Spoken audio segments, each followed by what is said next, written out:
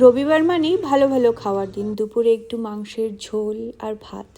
না, আমার কপালে সেটা জোটেনি। আমি সকালবেলা ওটস দিয়ে খাবার শুরু করলাম। যাই হোক, সকাল হতে হতে প্রায় 12টা বেজে গেছিলো আমার। ওই আর কি, রবিবার বলে কথা।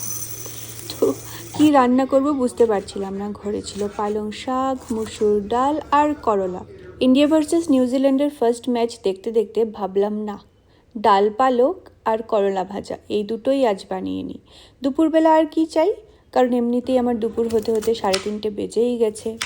তো একটু পরে তো ডিনারের টাইমও হয়ে যাবে, স্ন্যাক্সের টাইমও হয়ে যাবে, তা ভালো এগুলোই করে নিই। সকালবেলা আকাশের মুখ দেখে আমার মনটাই খারাপ হয়ে গেল। রবিবারের দিন কোথায় একটু সূর্য উঠবি তা নয়, ওই দেখো কীরকম মুখটা বেজার করে আছে। ভালো লাগে এরকম আকাশ দেখতে, বলো তো? তো স্নান করে নেওয়ার পর, খাওয়া দাওয়ার পর বিকেলবেলা ভাবলাম একটু ডিমার্ট থেকে ঘুরে আসি। বহুদিন হয়ে গেছে যাইনি। আমার না মাঝে মাঝে ডিমার্ট যেতে মন করে, এমনি ওই কিছু কেনার না থাকলেও। তো রবিবারে ডিমার্টে ঢুকে আমি তো অবাক। ফার্স্ট টাইম আমি ডিমার্টে এসেছি লাইফে। ফার্স্ট টাইম আমি আজকে ব্যাঙ্গালোরে এসেছি। ব্যাঙ্গালোরে এসেই ব্যাঙ্গালোরের সব থেকে প্রধান দর্শনীয় স্থান হচ্ছে ডিমার্ট। ওটা দেখতে এসেছি, কিছুই কিনিনি, এত ভিড় যাওয়ার মাথা পাগল হয়ে গেছে।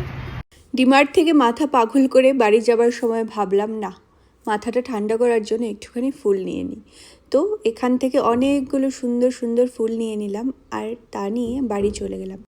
ফুল ভালো লাগে না এমন লোক আবার পাওয়া যায় নাকি, কি জানি। আমার তো ফুল ভীষণ পছন্দ। আমি ফুলের গাছ যেমন লাগাতে পছন্দ করি, তেমনি বাড়িতে ফুল দিয়ে সাজাতেও ভীষণ ভালো লাগে আমার। বাড়িতে এসে সবার প্রথমে আমি বসে পড়লাম ফুলগুলোকে অ্যারেঞ্জ করতে। আর এদিকে ম্যাচ কিন্তু একদম জমে গেছে। তো বন্ধুরা বাড়িতে এসছে, তার জন্য একটু ভালো করে স্ন্যাক্স বানাচ্ছি।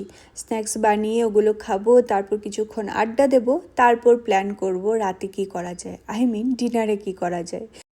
বাই।